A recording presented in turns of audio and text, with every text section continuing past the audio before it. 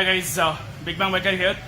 Today in this video I just want to do a demonstration of one of this product called G Roller. तो मैं यहाँ पर मेरे test पे आया हूँ ताकि मैं ये प्रोडक्ट दिखा सकूँ आपको। बहुत ही छोटा है, मैक्सिमम ये कितना आधा किलो होगा या कुछ। It's like carrying 1 litre of water bottle, that's how heavy this is, very easy to carry. नीचे जाएंगे और देखेंगे कैसा है एंड डेमोन्स्ट्रेट करूंगा कि कितना इजी है यूज करने के लिए।